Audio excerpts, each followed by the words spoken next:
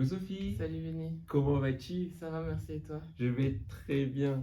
J'avais hâte de te poser cette question. Oula, T'as raison, prépare-toi parce que ça sera pas simple. Qu'as-tu observé par rapport au manque d'hommes dans nos églises?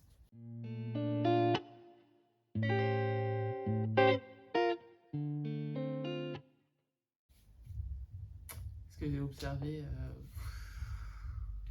ok, donc j'ai pas spécialement observé tout ça, mais c'est vrai que euh, le constat, si tu y prêtes un peu plus attention, c'est effectivement qu'il y a plus de femmes que d'hommes dans les églises. Et ça, je peux le constater, ne serait-ce que par rapport aux services dans lesquels je suis, où il y a allez, 90%, voire 95%, c'est des femmes. Ouh, Et après, les hommes, c'est un peu plus compliqué. Donc j'imagine que c'est peut-être aussi que ça représente le pourcentage des présents, des actifs de l'Église. Ouais, déjà, T'imagines une église, il y a 9 femmes pour un homme. c'est compliqué, hein. Heureusement que c'est Puis, pas trop ça, mais ça ouais. reste chaud quand même. Hein. Ouais, si on est soft, on va dire 80 femmes, 80% de femmes, Oui, dans 20% d'hommes. le truc. Et dans les 20%, il y a déjà la moitié qui est déjà mariée. Donc il reste un petit truc, un petit reste. Ouais, c'est sûr que c'est un peu compliqué quand. En tout cas, pour chercher, vu qu'on est dans le thème. Ouais, c'est sûr que c'est un peu plus compliqué. Oui, mais justement, pour moi, c'est vraiment ça. C'est par rapport au couple, par rapport à la création du couple. Comme tu dis, dans les services, on peut être à 9 femmes pour un homme. Parce que dans nos églises, il n'y a que 20% de l'église qui s'engagent réellement dans les services. Parce que dans les services, il y a 9 femmes pour un homme, mais combien de ces femmes sont dans 3 services ou dans 4 services, tu vois. Donc, et comme tu dis, par rapport aux gars qui sont présents, c'est des gars qui sont déjà mariés. Et vraiment, voilà, sur les 20%, voilà. Et ce qui se passe, c'est que, comme tu dis, on observe ça dans nos services. Mais quand tu vois l'église, dans le culte et tout ça, et moi j'en parlais toujours de ce camp de jeunesse où j'ai compté, j'étais vraiment choqué. Il y avait 7 femmes pour un homme dans le camp de jeunesse, sur 250 personnes, tu vois. J'étais là, oh, ok. Et ce qui se passe, c'est que quand tu es juste observateur, il y a des églises où c'est vraiment, ça peut aller jusqu'à 7 femmes pour un homme. Il y en a d'autres où il y a 2 femmes pour un homme. Et il y a très peu d'églises où c'est équilibré, c'est 1 pour 1, tu vois. Mais en moyenne, ça revient à 3 femmes pour un homme, tu vois. Ce qui fait que sur 100 célibataires, t'en as 70 sont des femmes et 30 sont des hommes. Ça va vite, hein. C'est clair. Donc, et pour moi, c'est vraiment l'une des plus grosses conséquences pour moi parce que comme il y a autant de femmes, en termes d'évangélisation, on attire plus de femmes. Donc on attire encore moins d'hommes. Et ce qui fait que par rapport au mariage, ça devient vraiment difficile. Parce que imagine, tu prends 3 églises. Sur 3 églises, il y a 70 femmes, 70 femmes, 70 femmes, 30 gars, 30 gars, 30 gars. Ok, tous les gars, ils prennent une femme de l'église. Il reste toujours 40, quoi. Tu vois, c'est chaud. Et pour moi, en fait, ça amène une autre question, c'est... J'aime bien cette image-là. Imagine avec moi, 2 équipes de foot qui sont à Christ. Tous les joueurs sont à Christ. De l'attaquant jusqu'au gardien, les remplaçants sont à Christ. L'entraîneur est à Christ. Tout le staff est à Christ. Au niveau administratif, tout est à Christ. Les présidents sont à Christ. Des 2 équipes. Quelle équipe qui gagne? Celle qui sera la mieux préparée. T'as vu? Pour toi, c'est logique. À la fin, quand tu es des 2 côtés, c'est la meilleure équipe qui gagne, tu vois. Ouais. Mais maintenant, transposons l'image par rapport à nos sœurs dans les églises, tu vois. Il y a 3 fois plus de femmes que d'hommes dans les églises. Elles sont à Christ, elles veulent se marier. Qui se marie?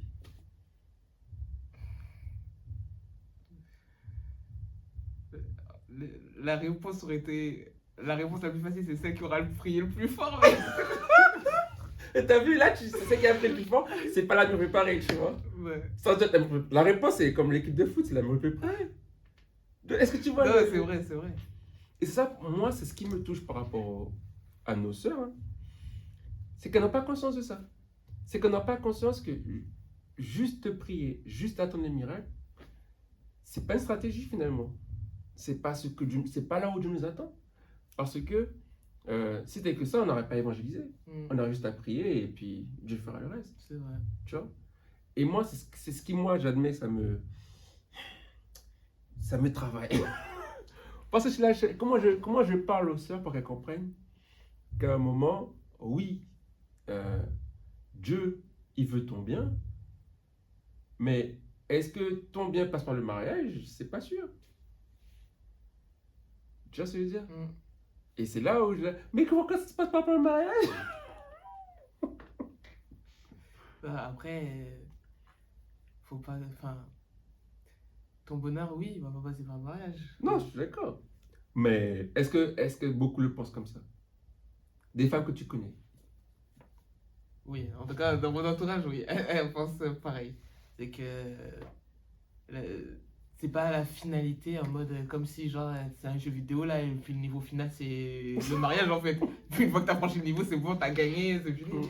Non, c'est pas ça la vie. Mais oui, c'est vrai qu'il y a encore beaucoup de femmes qui pensent encore comme ça. Enfin, en tout cas, c'est l'impression que j'ai. Mais c'est dommage. Le truc, pour moi, c'est pas que ce soit une finalité ou pas, en fait. Pour moi, c'est vraiment de, de donner un côté pragmatique à comment tu abordes le mariage. Je connais personne qui se dit qu'il va travailler sans faire de formation. Peu importe la formation, que ce soit une formation scolaire, une formation équivalence, peu importe. Je connais personne qui se dit, je vais travailler sans formation. Personne. Par contre, tout le monde se dit, je vais travailler sans formation. Je vais me marier sans formation. Tu vois? Même ça, en fait. Après, c'est peut-être parce que je fonctionne pas comme les autres, mais pour moi, je sais pas. Tu peux pas te lancer dans un projet, parce que pour le mariage, c'est un projet, mais pas n'importe le projet. Tu peux pas te lancer juste comme ça et puis on verra, comme ça, t'avances comme ça, tu vois. Mais qu'est-ce qui se fait aujourd'hui? C'est dommage. C'est dommage. Surtout en 2022, à l'heure où les informations, elles sont. Tu galères moins à trouver des informations qu'il y a 20 ans, 30 ans. La parole est plus ouverte qu'il y a quelques années. La génération de nos parents, oui, était plus dans la rétention, machin, etc. Mais là, tu peux pas fermer les yeux, t'engager comme ça, ou Mais chercher. de la génération de nos parents, ils étaient formés à se marier. Ouais, un exemple concret. Moi, mes parents, ils ont tous les deux travaillé à partir de leurs 15 ans. Parce que c'était normal, mes parents sont d'origine haïtienne, c'était normal de commencer à travailler pour pouvoir penser ta famille après. C'était dit comme ça en fait. Tu dois avoir quelque chose pour pouvoir avoir ta famille, tu vois. Alors que aujourd'hui, il y a beaucoup de la génération de nos parents, que ce soit en Haïti ou ailleurs, ils ont ce mindset-là. Ils vont se préparer à se marier, tu vois. Avant, quand les femmes ne travaillaient pas, elles étaient formées à prendre soin de la maison pour pouvoir se marier et avoir des enfants. Aujourd'hui, c'est plus du tout d'actualité, ça. Oui, mais après, il y a la préparation. Je sais pas comment expliquer. Mais oui, ok, tu te prépares genre à subvenir aux besoins, tu te prépares à tenir la maison, etc. Mais pour moi, le mariage, ça va au-delà de ça, parce que c'est quand même euh, une cohabitation entre deux personnalités, deux façons d'être différentes. Et même ça nécessite une préparation. Accepter que quelque chose que tu n'apprécies pas forcément ou quelque chose où tu n'as pas été habitué, avoir cette tolérance, etc., c'est un caractère qu'il faut travailler. Et ça aussi, je trouve que des fois, c'est négligé. Et justement, on en revient toujours au même point, mais le temps de célibat est fait aussi pour ça. Et je discutais cette semaine avec une collègue, parce que on a une collègue assez particulière qui, j'avoue, nous met les nerfs. Et je lui ai dit, tu sais, ça se trouve, elle, elle est musulmane, mais des fois, on parle de Dieu. Et je lui dis, mais tu sais, cette collègue-là, en fait, Dieu nous l'a mise dans les côtes. C'est aussi pour travailler notre caractère, parce que j'avoue, des fois, on a envie d'aller à la confrontation. Mais on sait que ça va pas forcément être positif, parce que c'est quelqu'un qui a la rancune tenace. On se dit, nous, on va dire nos affaires, après, on passe à autre chose. Et elle, 20 ans plus tard, elle va encore garder ça, ça va créer des tensions, etc. On se dit, mais ce combat-là, faut pas, ça sert à rien de le mener, lâche prise, etc. Et du coup, ça nous apprend à prioriser ces combats, en fait. Et je me dis, enfin, il y a des situations dans la vie comme ça qui te préparent à être plus tolérante, à être plus machin, etc. Et dans le mariage, c'est un peu la même chose. C'est que tu as une personne. Je dis pas que genre, ton mari, c'est il faut te préparer à des combats ou je sais pas quoi. Mais il y a un caractère que tu dois avoir pour mieux soutenir ton époux, ton épouse, etc. Et il faut le préparer. C'est pas juste en mode j'attends. Et puis quand il vient, bon, bah c'est bon, on y va, on commence à marcher. Et puis après, tu commences à trébucher. Et puis tu dis, ah, mais pourquoi? Ben, fallait préparer avant, en fait. Je comprends ce que tu dis. Le fait est que avant, les gens, on va dire, génération de nos parents, il y avait quand même des rôles clairs pour ce que doit faire la femme, ce que doit faire l'homme dans le couple. Et en gros, quand ils venaient se marier, ils recherchaient à voir si il est prêt à remplir son rôle, si elle est prête à remplir son rôle, tu vois. Donc, c'était pas en mode il faut se préparer à comprendre sa manière de penser, sa manière de faire, sa manière de réagir. C'était pas trop ça le travail avant, c'était vraiment ok, est-ce qu'on s'emboîte bien dans nos rôles pour pouvoir avancer ensemble? Parce que si on s'emboîte bien, le reste on pourra gérer, tu vois. Alors qu'aujourd'hui, vu qu'il n'y a plus les rôles clairement définis, on doit se préparer à gérer toutes les éventualités. Il est passé par là, elle est passée par là, ok, il a déjà fait ça, elle a déjà fait ci, tu vois. Et donc c'est ça qui fait que ça rajoute aux questions, alors qu'avant, c'était en mode, ok, tu commences ton rôle, tu fais ton rôle, ok, bah, ok. Ouais, mais en tout cas, moi, c'est ma vision des choses, c'est que c'était peut-être pas forcément le meilleur mindset. Je dis pas que tous nos parents ont souffert, mais il y a certains de la génération de nos parents où ça là, c'était bah, juste, bah, limite, tu deviens colocataire, chacun fait sa mission et finalement, l'aspect du mariage, je trouve qu'il a été un peu biaisé parce que ça crée des enfants un peu, je vais pas dire névrosés, c'est méchant, mais du coup, qui ont une façon de penser où c'est juste, bah, fais ta part, je fais ma part, et machin, et il n'y a pas ce côté relationnel, je sais pas comment expliquer. Romantique, Ouais, attentionné, affection. ouais, je dis pas qu'à chaque fois, il faut que ce soit comme ça, mais je trouve que des fois, tu vois pas le côté. Parce que c'est quand même un aspect beau du mariage. Sinon, c'est dommage. On a que juste j'ai juste qu'à prendre un colocataire et puis tu ramènes l'argent, je ramène. Je sais pas, je trouve ça dommage. Le truc, c'est est-ce que le mariage, c'est ça en fait? Est-ce que le mariage, c'est vraiment l'affection, les câlins, la fusion en fait? Est-ce que c'est vraiment ça? C'est pas que ça, mais je pense que c'est important pour moi, je trouve que c'est important. Oui, non, là je vais t'amener, c'est pas que c'est pas important, c'est pas que ça sert à rien, hein, c'est pas ça mon point. Mais est-ce qu'on n'a pas mis la charrue avant les bœufs en fait? Dans le sens où le mariage a un but clair, défini par Dieu. Donc il y a ce cadre-là. Et dans ce cadre, on peut chercher à faire la fusion. Mais les gens maintenant, ils priorisent plus la fusion. Et après, on verra si on peut remplir les objectifs du mariage, tu vois. Ouais. Tu vois, c'est ça, moi, mon souci avec cette vision des choses.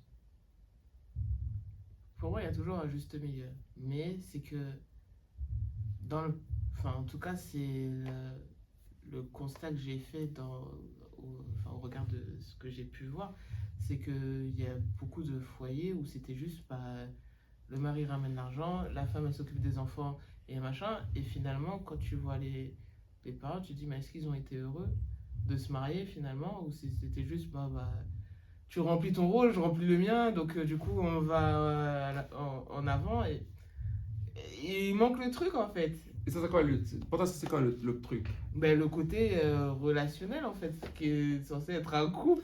Ben, le truc, c'est que. Sinon, c'est juste des partenaires, chez moi. Des compagnons de route. C'est. Ben, est-ce qu'ils sont juste des partenaires, juste des compagnons de route? Est-ce que c'est négatif? Ben, pour moi, il manque un truc. Et c'est ça, le truc, voilà, c'est là que voilà, maintenant je revois ce qui me gênait. C'est que s'ils sont juste des compagnons, au moins c'est bon. Ça peut devenir agréable, tu vois. Comme dirait Pascal Cassanou, il y a bon, agréable, parfait, tu vois. Mais au moins c'est bon. Alors voilà. C'est ta vision, en tout cas, pour moi, je sais pas. Je trouve que c'est. Enfin, pour moi, c'est pas ça le mariage en fait. Ok, c'est quoi alors pour toi le mariage? C'est oui, il y a le côté mission, il y a le côté, comme tu dis, chacun son rôle, entre guillemets, etc. Mais il y a le côté relationnel. Et pour moi, il doit y avoir un peu des En trois. fait, le Tu peux truc, pas négliger un tu mets truc. quoi dans relationnel? Ce côté, pour moi, ton époux, il doit être. Enfin, ton époux, je Oui, suis oui, une femme, mais t'inquiète. ton ami, euh, il doit être aussi ton soutien dans le sens où vous allez ensemble. Comme tu as dit, on a des visions et le but c'est d'aller le plus loin possible ensemble. Et pour moi, tu peux pas juste te focus sur un point et négliger l'autre en fait. Et moi, ce que je constatais sur certaines relations, c'est que c'était focus sur un point, mais il n'y avait pas l'autre. Et pour moi, il y a un certain déséquilibre. Mhm. Et c'est ça que je trouve dommage en fait. Ok, intéressant. Le truc, c'est que quand... C'est que est-ce que justement, c'est ce qu'on voit dans la Bible, Comment ça? ce dont tu viens de parler? Est-ce que les modèles du mariage qu'on a dans la Bible, c'est ce que ça reflète? Je sais que je t'embête, je sais que c'est challengeant. Parce que le truc, c'est que euh, le relationnel dont tu parles, le fait de prendre soin l'un de l'autre, tout ça, pour moi, ça part du principe d'aimer son prochain. Mhm. En tant que... C'est pour ça qu'il n'y a pas beaucoup de consignes concernant le mariage. Parce que la Bible est destinée à des gens qui aiment Dieu et qui veulent le servir, qui veulent être ses disciples. Donc la base du disciple de Dieu, c'est l'amour, tu vois. Mhm. Et en gros, euh, c'est parce qu'il y a l'amour qu'on peut se marier. Tu vois ce que je veux dire ou pas? Mhm. Et donc, en gros, ce dont tu parles par rapport au relationnel, tout ça, c'est est-ce que déjà, je suis quelqu'un qui aime mon prochain, en fait? Tu vois, pour moi, je suis vraiment en mode de terre à terre à fond, parce que euh, le gars, on va dire, le couple, ils sont là, ils s'aiment, ils prennent soin l'un de l'autre, il y a 7 ans de relation, de fusion et tout ça, tout ça. Mais est-ce qu'à l'extérieur, cet amour, il découle, tu vois? Est-ce que ce couple-là qui s'aime, est-ce qu'ils aiment les autres, tu vois? Mhm. Parce que pour moi, c'est ça le vrai déséquilibre. Le déséquilibre qui, moi, me dérange, c'est que, ok, il y a la fusion, mais est-ce que entre un week-end où je pars gagner des âmes et le week-end où je reste prendre soin de mon couple, tu vois, quel choix je vais faire, en fait? Tu vois, est-ce que justement, je vais prendre ce temps d'équilibrer tant que le couple, tant dans la mission, tu vois? Parce qu'à la fin, ok, on s'est aimé, on a pris soin l'un des autres, mais est-ce qu'on a changé la vie d'autres personnes, tu vois?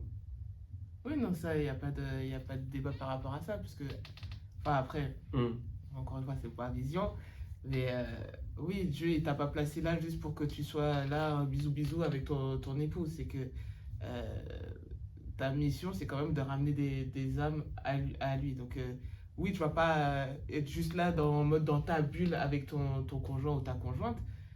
Mais moi, je te parlais juste de mhm, la vision du couple. C'était qu'il fallait qu'un certain équilibre, en fait. C'est, oui, on a une mission, oui, on a nos tâches, etc.